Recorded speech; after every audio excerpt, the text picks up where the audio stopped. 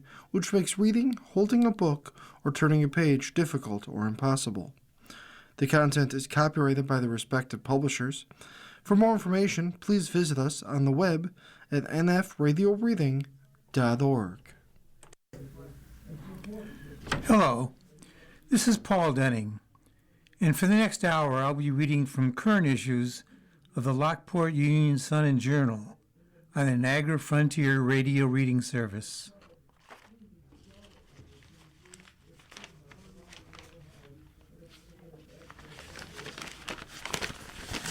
Our first issue is from this past weekend, May 23rd and 24th. Their stories finally told. Keenan House exhibit to honor Vietnam veterans with talks, artifacts, and long overdue recognition. This was written by Joyce Miles from the Lockport Journal staff. I Was There.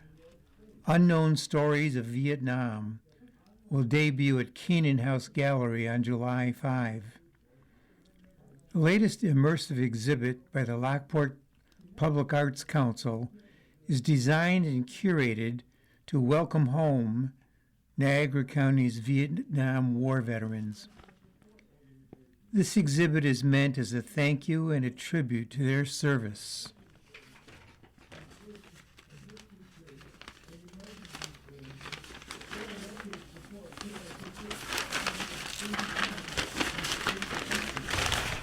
And Sacrifice, co-curator Mary Brennan Taylor said.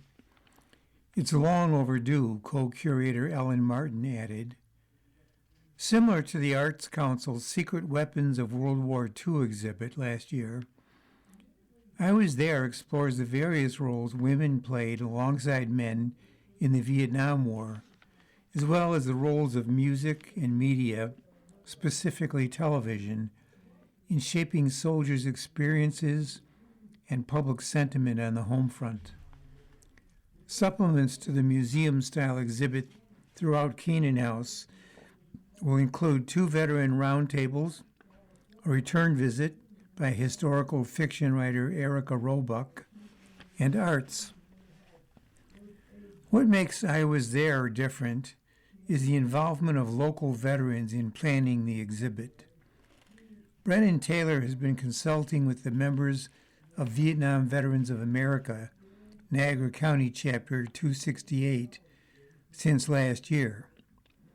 Actually, she sought their blessing before beginning to formally plan the exhibit, saying that if the membership was not in favor, it wouldn't happen. Then, as the exhibit took shape, she provided updates and tested out new ideas on them. The ideas that didn't go over well were left on the cutting room floor. Quotes, from the logo to the events planned, we have worked with the Vietnam veterans every step of the way to make sure it's what they want, Brennan Taylor said. We want to make sure this is a magnificent welcome home 50 years later. The curators are still putting together the exhibit, which will be in place July 5 through September 20, and they've put out the call to all Vietnam veterans in Niagara County and their families to consider loaning their war service ephemera, photos, letters, and correspondence, uniforms and gear, anything service-related except weapons, for display in the portion highlighting local service and sacrifice. The Arts Council is also looking for sponsors and volunteers to help host the Moving Wall, a half-scale replica of the National Vietnam Veterans Memorial on the Keenan Center campus, August 27 to 30. According to Martin, the rental fee, staging, and security costs add up to about $10,000, and the portable memorial was not in the original exhibit plan or budget. The town of Lockport, Navy Marine Club, and Walter Moxham and family have pledged to help cover the tab, she said. and we're hopeful the community will support it too. In addition to donors, volunteers are being enlisted to help put up and take down the replica memorial, which is about 275 feet long and 10 feet high at its peak. To discuss lending service ephemera for the exhibit, donate toward the moving wall, or volunteer with setup, takedown, call the Keenan Center at 716-433-2617 and leave a message to get a call back from Martin or Brennan Taylor. I Was There shines light on various facets of the Vietnam War and the warriors via breakouts from room to room around Keenan House and thematic special events.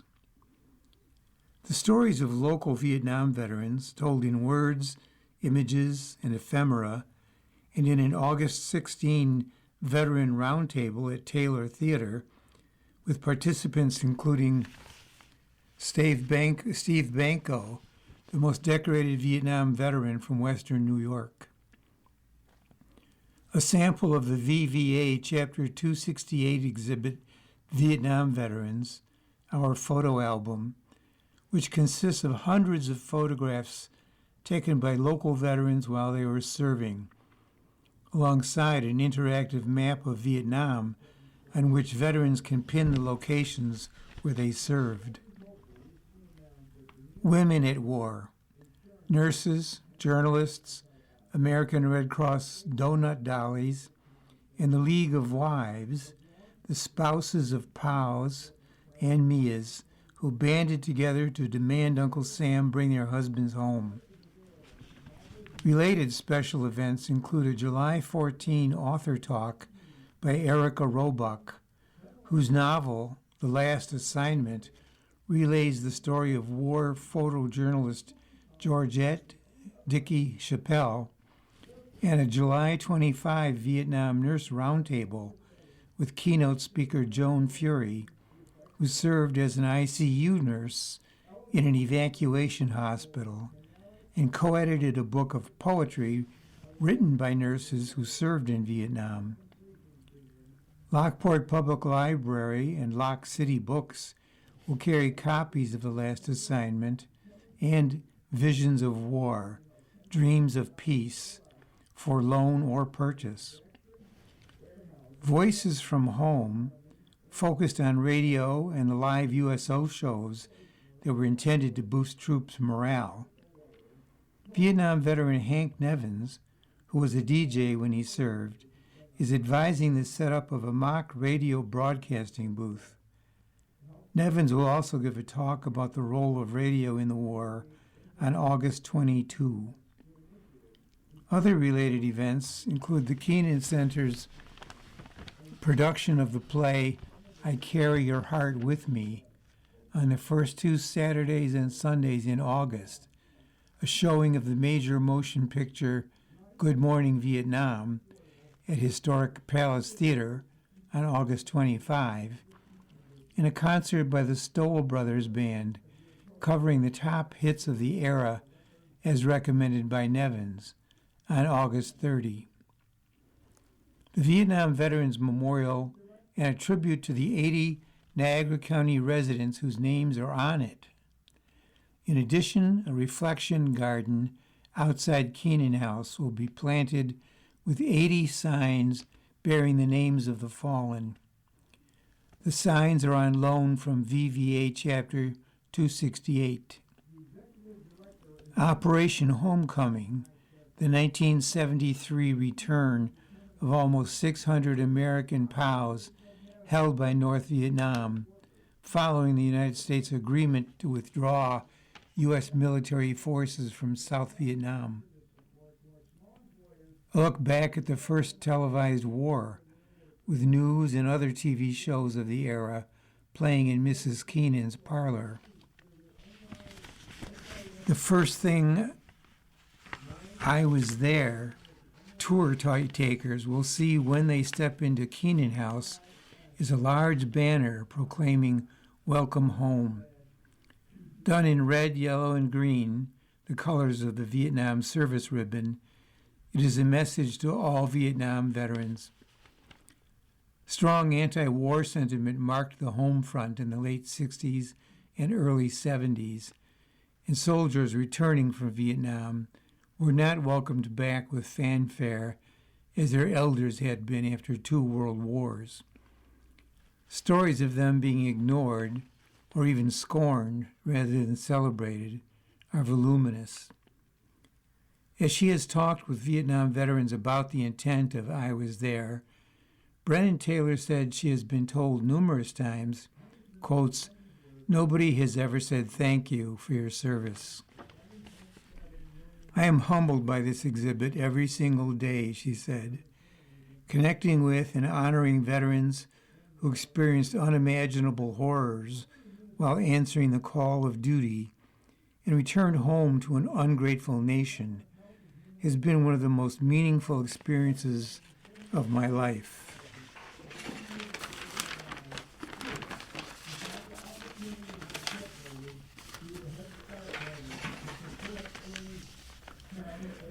The next article is on the same topic, Niagara's names on the wall. The Vietnam Traveling Memorial Wall is a 3/5 scale of the Vietnam Memorial in Washington, D.C. It stands 6 feet tall at the center and covers almost 300 feet from end to end. It stands as a reminder of the great sacrifices made during the Vietnam War. It was made for the purpose of helping heal and rekindle friendships and to allow people the opportunity to visit loved ones in their hometown who otherwise may not be able to make the trip to Washington. Here are the 80 Niagara County residents whose names appear on the Vietnam Veterans Memorial. J. Jean Abera, Roger W. Anderson, Jr., Donald J. Berger, David Fritz Bittenbender, John Paul Bobo,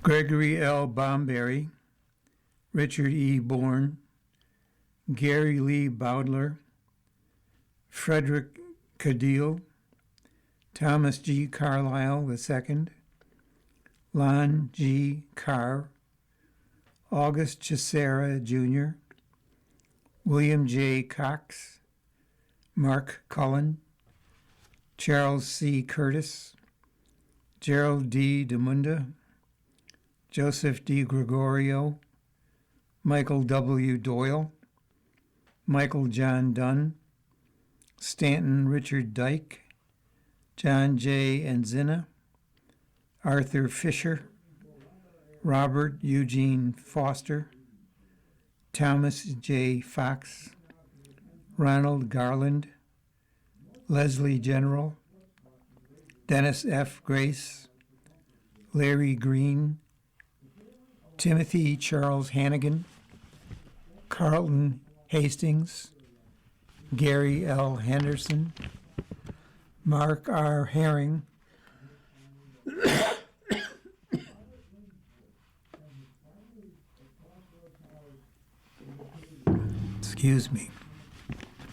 Orville N. Jones, William P. Justice, Elker G. Katz, Norman L. Keller, David W. Kinney, Jonathan Kimitik, Paul J. Nealand, Peter M. Komorowski, Ernest J. LeGray, Gary R. Lambert, James T. Lane, James Howard Lee, James Lyons, Norman B. Mayer, Michael J. McGinnis, Denzel R. Mills, Wilbur Leroy Mung, August H. Manhoff, Timothy J. Munkelbahn, Dennis E. Morgan, Daniel J. Newman, Jr., Gilbert Michael Nicholas, Kenneth A. Paven, Walter J.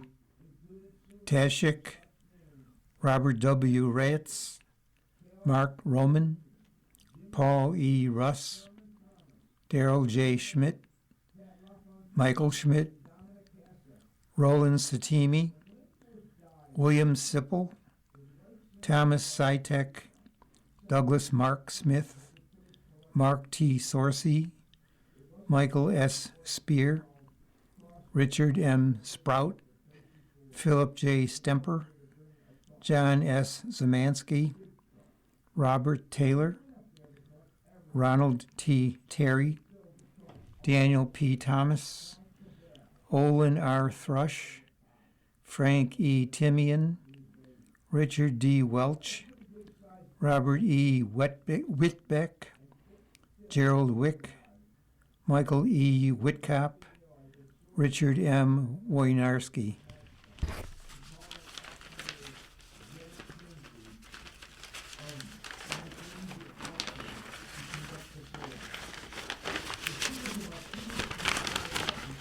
Here is an editor's note. This is entitled A Last Letter Home. This is the text of Lockport resident Sergeant Timothy Charles Hannigan's, quotes, last letter home. Hannigan, who served in the Army, was killed in action in Long An Province, Vietnam, on August 7, 1968. He was 21 years old. During the war, soldiers headed into a high-risk mission were encouraged to write their last letter home to be delivered in the event of their death. An enlarged copy of the cursive written letter will be displayed in the exhibit I Was There, Unknown Stories of Vietnam, beginning in July. Dear folks, hi everybody. This will be my last letter home. By the time you receive this letter, you will already have heard from the Defense Department. Mom and Dad, I'm sorry it has to be this way, but please remember that now you have 5 sons, 2 daughters, and 1 angel. Not that I'm much of the angelic type, but I guess that is the way we should be classified. Please don't cry or mourn, because true Irishmen think of a funeral as a time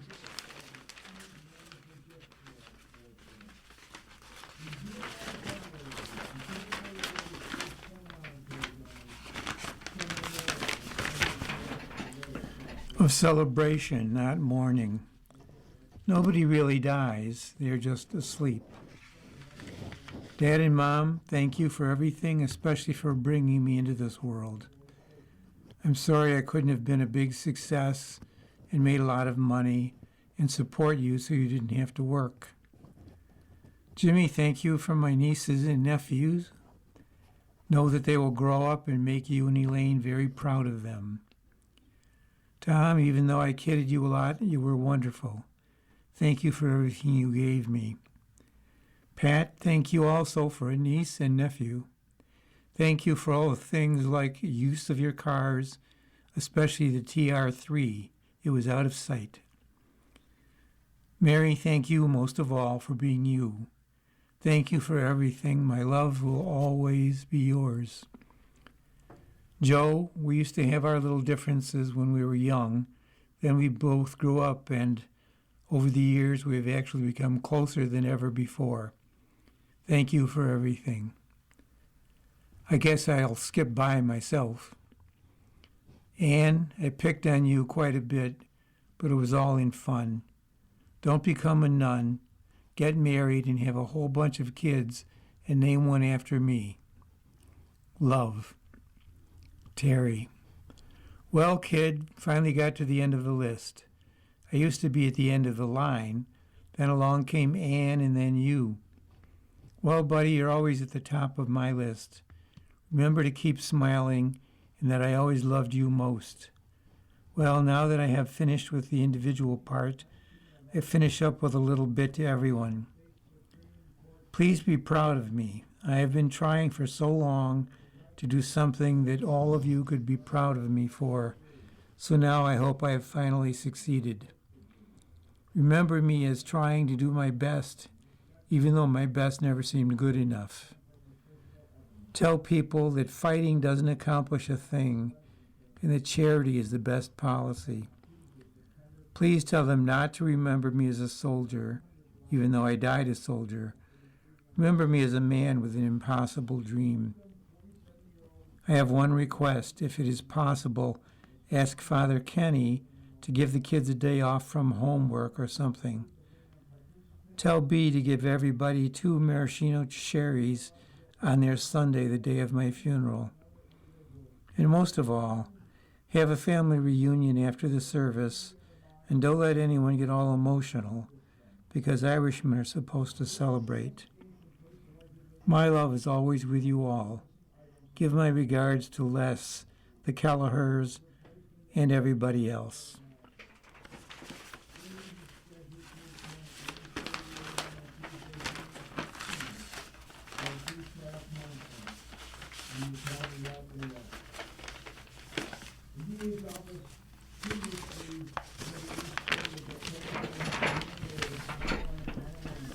Next article is submitted by Robert Greenan from the Lockport Journal staff. NYSEG granted interim price hike. State Commission allows rates to increase by 0.2% for electric, 1.7% for gas. The State Public Service Commission granted New York State Electric and Gas a temporary electric rate increase this month, as its request for a larger rate increase has yet to be decided. The temporary rates will go into effect on June 1, allowing a 3.7% revenue increase for electric and a 0.5% increase for gas rates. That would equate to annual electric revenues worth $52.572 million. NYSEG residential customers should expect to see their rates go up by 0.2% for electric and 1.7% for gas. These come as utility rates across the country have steadily risen.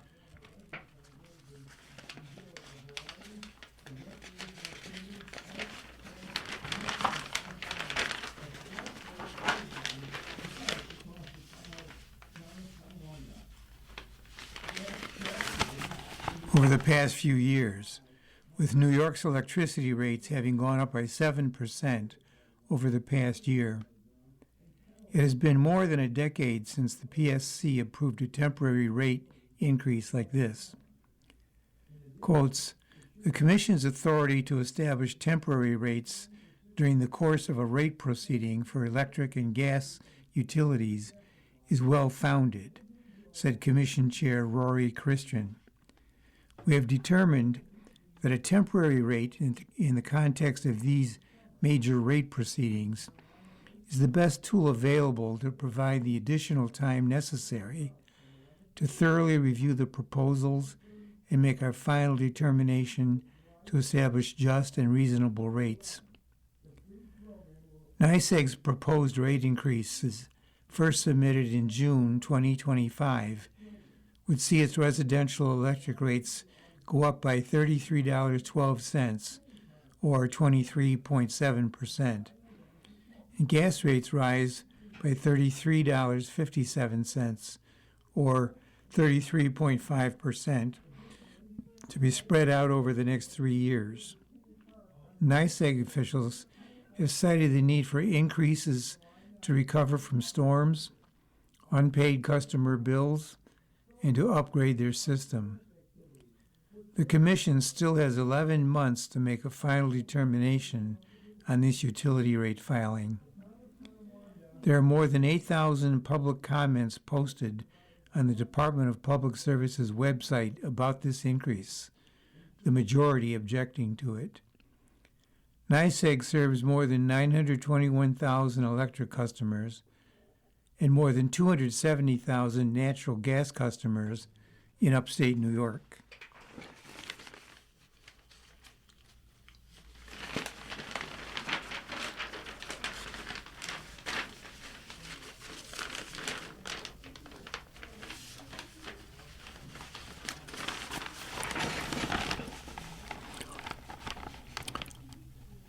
Next article. Historical Association heads, quotes, into the wilderness for talk. Thursday talk in Lewiston features Ken Slogenhaupt. Ken Slogenhaupt will discuss early Western New York settlers during a presentation on Thursday, hosted by the Historical Association of Lewiston. The May program, Into the Wilderness, is set for 7 p.m. Thursday at the Lutheran Church of the Messiah Fellowship Hall, 915 Oneida Street, Lewiston. Slogenhaupt will present a synopsis of what the harsh realities were for the first pioneer settlers to break ground in Western New York. Following the American Revolution, and after a period of resolving details relative to the new borders and opportunities for this fledgling United States, there came a time when land was opened up for purchase, and for a great many people, this represented an unprecedented chance to make a new and prosperous life. Think for a moment about how people moving into Lewiston today are most likely anxious to face their new future. Where will they find a home? How will they be greeted by their new neighbors? Now, rethink that situation with the stark reality that there are no roads, no houses to choose from, no grocery stores, no existing farms to get beef and eggs, and no churches to rely upon. In fact, for the very early settlers, there were no friends, no communities, no doctors or hospitals, only wild lands, heavily wooded, and featuring bears, bobcats, rattlesnakes, and Native Americans that they knew little, if anything, about. Slogenhaupt is the past president of the Historical Association of Lewiston. He has presented on a wide variety of historic events and stories throughout Western New York and enjoys constantly learning more about these topics. He grew up on the bank of the Niagara Strait, right where the gully marking the lower landing of the Great Portage around Niagara Falls has been located for thousands of years. As a young boy, he played throughout the Niagara River Gorge and met with archaeologists excavating the tremendous history of this very special site. Long a student of the settling of Western New York by Europeans, the story of the pioneers is of great interest and fascination. He enjoys leading walking historic tours of the lower landing, which is now within Art Park, every summer. Thursday is the Historical Association of Lewiston's annual meeting, so there will be a short business meeting before the speaker. Dues-paying members will be able to vote for candidates to fill our Board of Trustees. This community event is free and open to all, but donations are greatly appreciated to help support our museum. Refreshments will be served. You're listening to a reading of articles and features from the Lockport Union-Sun Journal on the Niagara Frontier Radio Reading Service.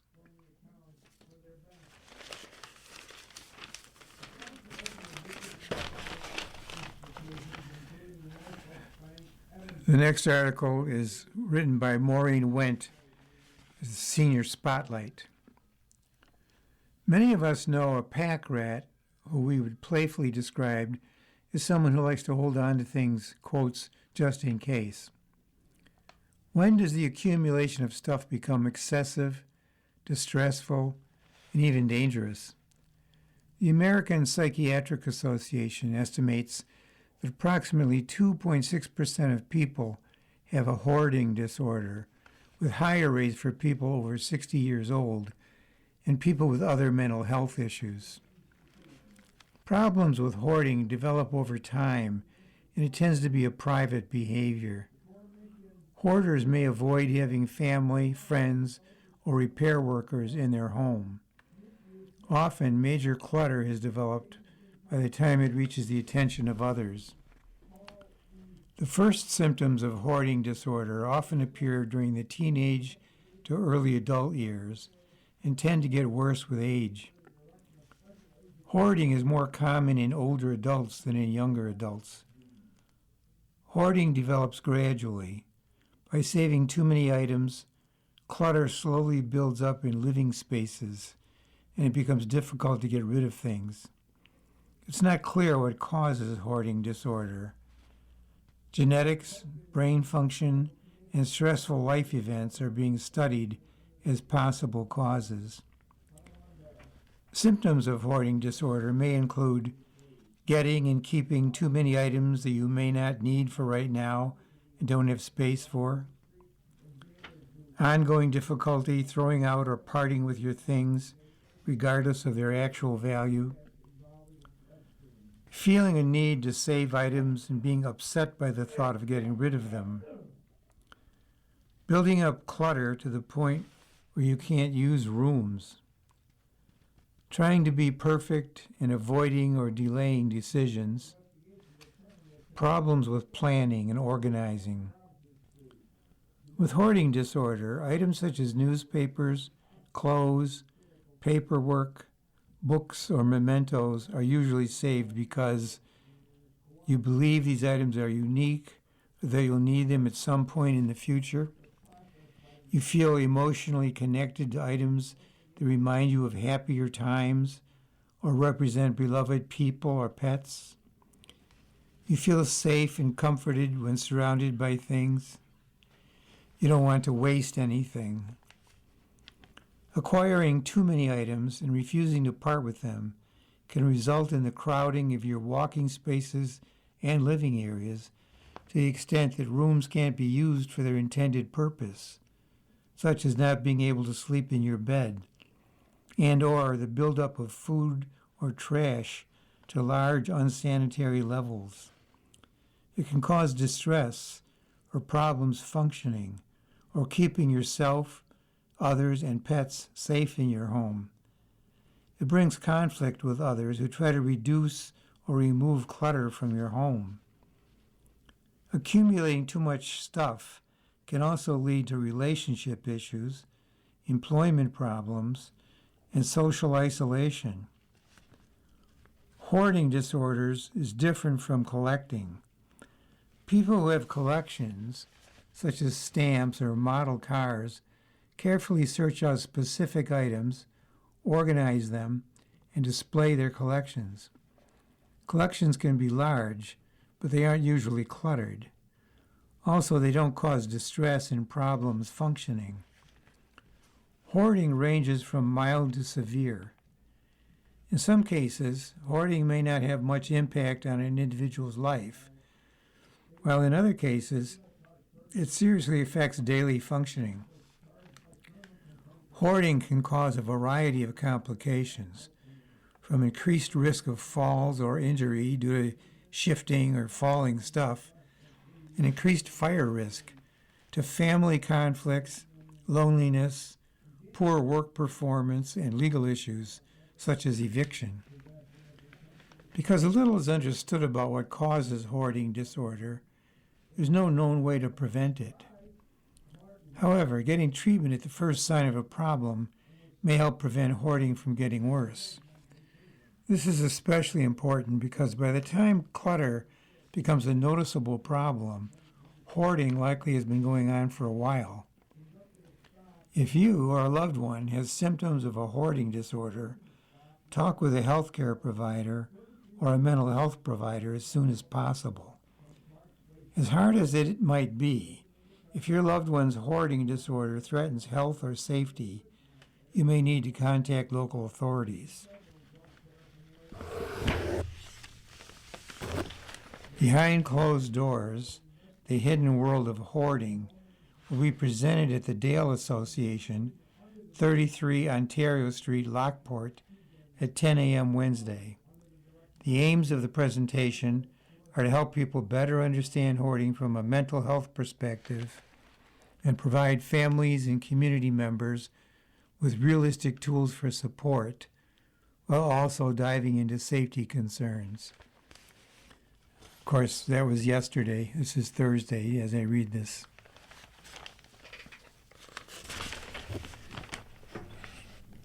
Here's an obituary. Donna L. Engelhardt, June 9, 1956 to May 17, 2026. Donna L. Engelhardt, 69, of Barker, New York, went to be with the Lord on Sunday, May 17, 2026, at Lockport Hospital. Donna grew up in New Jersey, where she was a self-employed beautician and later worked at the Ocean City Courthouse. She married Frederick Engelhardt, and the two moved to Barker, New York area. She was a member of the Community Fellowship Church and enjoyed participating in church functions. She is survived by her husband, Fred Engelhardt, siblings, Cynthia Piedmonte, Sherry Excel, Dawn McLeod, and Stephen Excel, along with many nieces and nephews.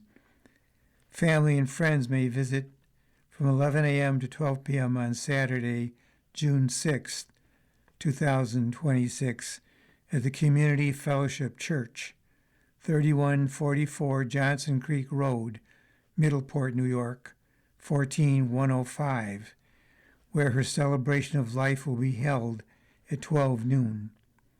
Burial will be private for the family. Please light a candle or share a memory of Donna at www.bogentuttlfunerals.com.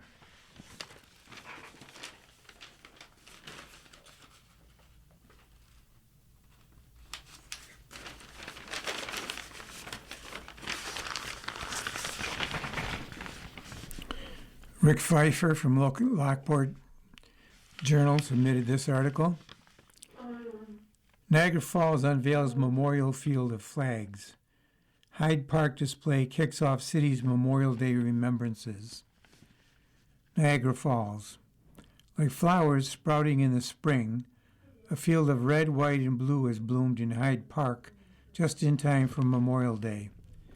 The annual Field of Flags opened Friday, transforming a roughly 300 by 300 foot plot of land in the park into a memorial of American flags that honors the sacrifice of former U.S. Armed Forces members and first responders killed in action since the time of the city's founding. The field is a passion project of former City Council member and retired Department of Public Works Director Kenny Tompkins. Of all the things I've done, this is my favorite, he said. It's just such a good thing. It's really a labor of love. It's about the community and the veterans.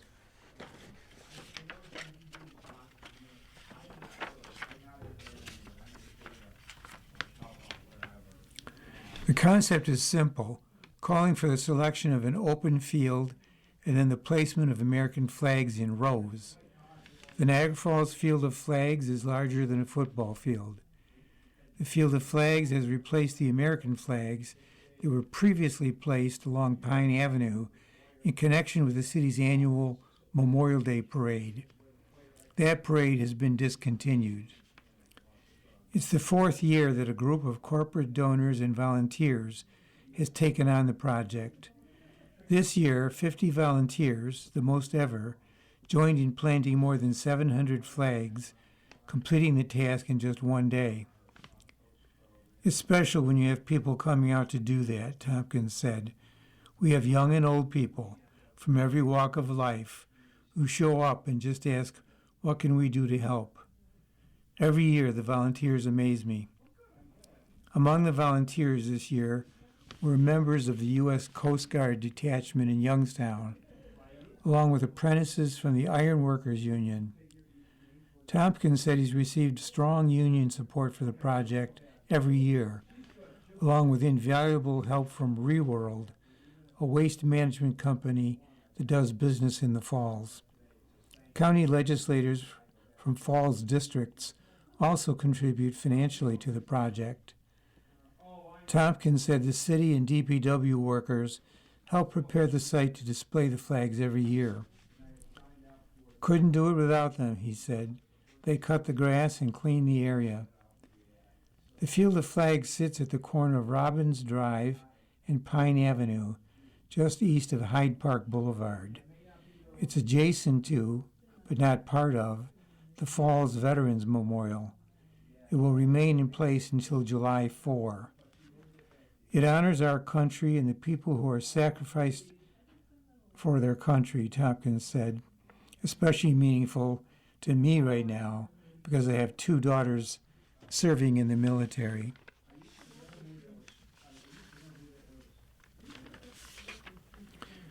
Bulletin board articles. Wings of Hope Remembrance. Wings of Hope, the annual community remembrance event hosted by Niagara Hospice, will take place from 1 to 3:30 p.m. June 13 on the Niagara Hospice campus, 4675 Sunset Drive. The nonprofit organization invites the community to gather for an afternoon of remembrance, reflection, and family-friendly activities. There is no cost to attend. The program will begin at 1:30 p.m. in the Dominic Larisha Family Pavilion. People are invited to submit a photo of their loved one to be included in this special memorial display. Handmade butterfly sun catchers are available for a $10 donation. Advanced reservations are encouraged. Visit Niagara Hospice or call 716-280-0780 for more information. Special programs at the Dale. Observation of Older Americans Month continues at the Dale Association, 33 Ontario Street. Free special programs taking place this week include Volunteer Center of Niagara County presents Learning How to Become a Senior Companion. It was on Wednesday. Depression and Anxiety Screening, 10 a.m. Thursday. That was this morning. Home Energy Cooling Presentation by staff of the Cornell Cooperative Extension, 2:30 p.m. Thursday. For more information, call 716-433-1886.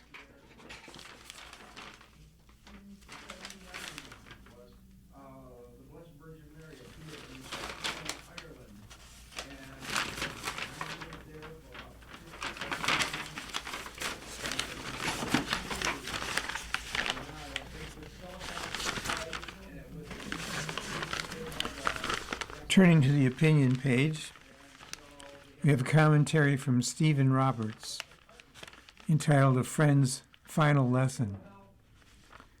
It was 1959 and I was a senior in high school, hanging out at the Jewish Community Center in my hometown of Bayonne, New Jersey, when I ran into the older brother of a girl I knew.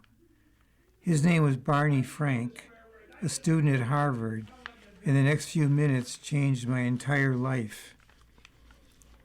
Quotes, "You should apply to Harvard," he told me and my twin brother Mark. "It's a great school." I wasn't quite sure where Harvard was, but we took his advice, and somehow we both were accepted.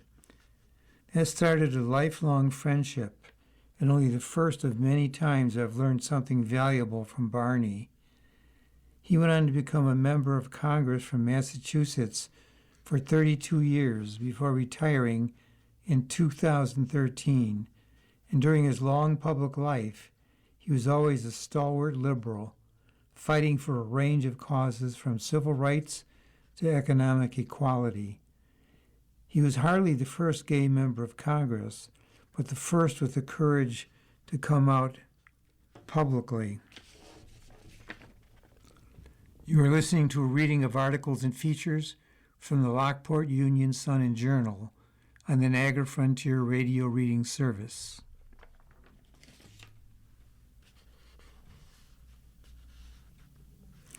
Barney, however, was never a self-righteous sermonizer.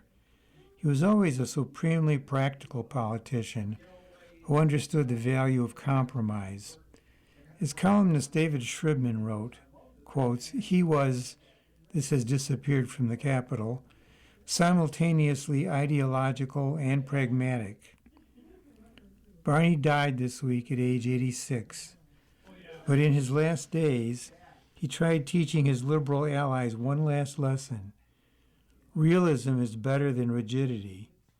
Power is better than purity.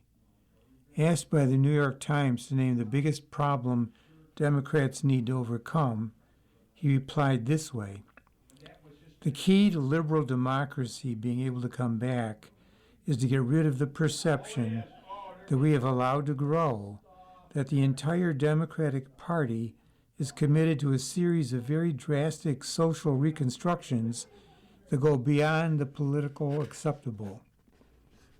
Most of my mainstream Democratic colleagues agree with me," he added, "but they have been reluctant to say that because they're afraid of being attacked in primaries and accused of being secret conservatives." Barney refused to ignore the statistics and fall prey to the left's virtually infinite capacity for self-delusion. This is not a liberal country. In 2024, only 23% of voters identified as liberals in exit polls, with 42% calling themselves moderate and 35% conservatives. Making matters worse, the left truly believes that its radical views are embraced by the public, wrote James Kirchick in The Atlantic. As Barney put it, fellow liberals are, quotes, "not advocating that we take consciously unpopular stands. They think they're popular. They've convinced themselves of that." Realism requires not just a recognition of statistics, but of history. Since the 1960s, Democrats have often nominated orthodox liberals for president: Hubert Humphrey, George McGovern, Walter Mondale, Michael Dukakis, and they all lost. The most successful candidates, John F. Kennedy, Jimmy Carter, Bill Clinton, Barack Obama, all followed Barney's formula of tempering ideology with pragmatism. Too often, Barney told Politico, progressive Democrats have embraced an agenda that goes beyond what's politically acceptable. Until we separate ourselves from the agenda, we don't win. One example is immigration. Frank points to a debate during the 2020 primaries when nearly all of the Democratic presidential candidates raised their hands to signal support for decriminalizing border crossings. That image, Frank writes, should have been captioned, "We who are about to die politically salute you." Barney particularly denounced the left's embrace of cultural wokeness. One example is, quotes, "the rule of the pronoun police." The left, he argued, should learn from the fight, ultimately successful, to legalize gay marriage. Stay strong, but start slow. Gradually build support. Don't outrun public opinion. Quotes, "I am not arguing that people shouldn't advocate for things that are currently unpopular," Frank told the Times. "I know there are some issues that I support that are currently unpopular.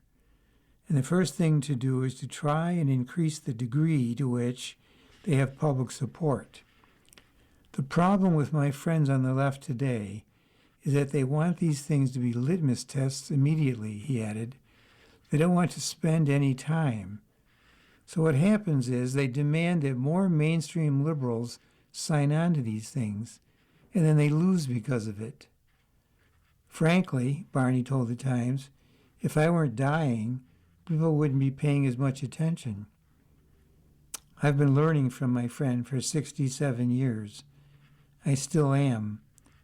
Hopefully others will too." Stephen Roberts teaches politics and journalism at George Washington University.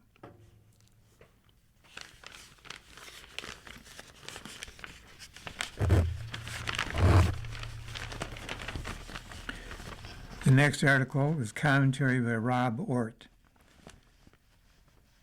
He is the New York State Senate Minority Leader and representative of District 62. Stripping away liberties is not public protection. In Albany this week, the Democratic majority put the Public Protection and General Government Bill to the floor for a vote. And despite its deceptive name, this package of bills strips New Yorkers of their freedoms. This package aims to ban Glocks in New York State, another out-of-touch gun grab championed by Democrats who understand very little about firearms, even less about the Constitution. For over 40 years, Glock pistols have been known around the world as some of the most reliable sidearms. They are trusted by police departments and military branches across the globe. Our very own state police issue the Glock 47, and I carry a Glock 43. Despite their reputation for safety and dependability with individuals and families who rely on these weapons for self-defense and home protection, we're looking at a bill that will ban the sale of the most reliable, most user-friendly, and one of the most affordable pistols on the market.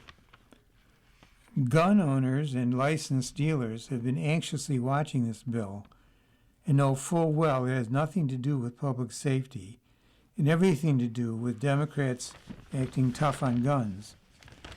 In her State of the State address, the governor said pistol converters turn Glocks into, quotes, fully automatic machines capable of firing 1,200 rounds per minute. Anyone who knows guns knows this line is complete nonsense.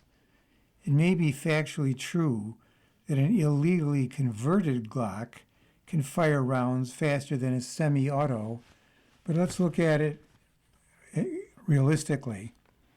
In New York State, to legally obtain a Glock, you need a pistol permit. And if you don't currently have one, there's a long and expensive process ahead of you. On top of that, it is already illegal to purchase or manufacture the so-called Glock switch. It's also worth noting pistols are limited to 10-round magazines. So tell me, how is a law-abiding gun owner a danger to public safety? By law, the very thing Democrats are trying to prevent is already illegal. I cannot, under current law, modify my Glock to fully automatic, nor load 1,200 rounds into it. Not to mention having over 1,000 rounds loaded all at once would require a magazine the size of a watermelon. It's just not practical, and neither is this bill. Democrats are targeting one of the largest and most popular gun manufacturers in an election year, so it looks like they've actually done something. What they've done is hurt local gun stores, who will no longer be able to sell their number one product and are continuing to drive business to neighboring states. The only thing this bill truly accomplishes is stripping New Yorkers of their Second Amendment rights and constitutional liberties. But as usual, Democrats in Albany, who know nothing about guns and less about the United States Constitution, are more concerned with taking away our freedoms instead of going after criminals. As a state senator, a taxpayer, and a gun owner, I am tired of seeing our state place greater burdens on law-abiding citizens than on those who break the law. New Yorkers deserve leaders who will hold criminals accountable and protect public safety without chipping away at the constitutional rights and liberties of responsible citizens.